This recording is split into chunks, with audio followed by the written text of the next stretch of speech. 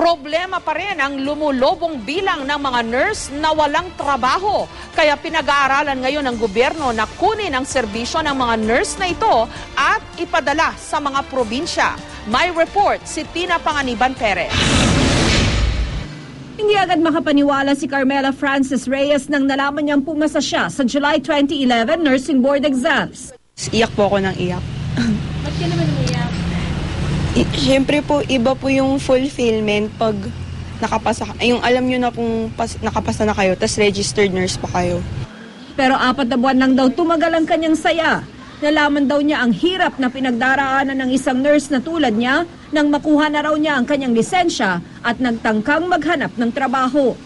Sobrang hirap po talaga.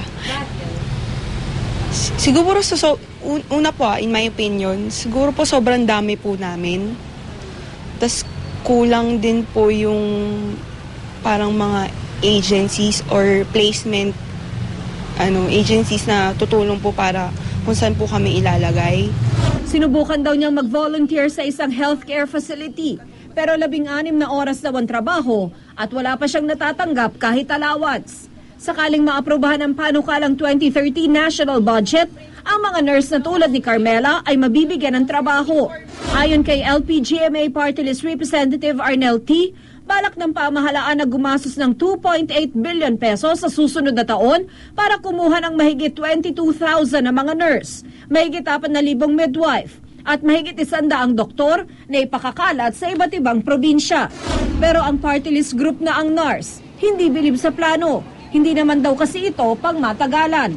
Kasi hindi naman po ito ang sagot sa unemployment problem ng mga nurse at sa kalusugan ng mga Pilipino. Ang nais po natin sana ay kung po pwedeng mag-create ng plantilla position sa mga nurse.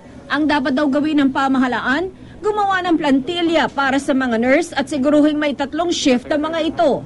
Nais ko sanang ma-realize ang ating Pangulo na napakaraming namamatay na Pilipino na hindi nakakakita ng nurse o kaya ng doktor, na mai-improve natin yan, na hindi na kinakailangan pumunta sa ospital kung tayo ay nagbibigay ng tamang trabaho at tamang sweldo sa mga nurse.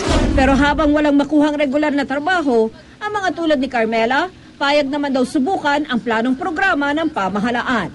Tina Panganiban Perez, GMA News.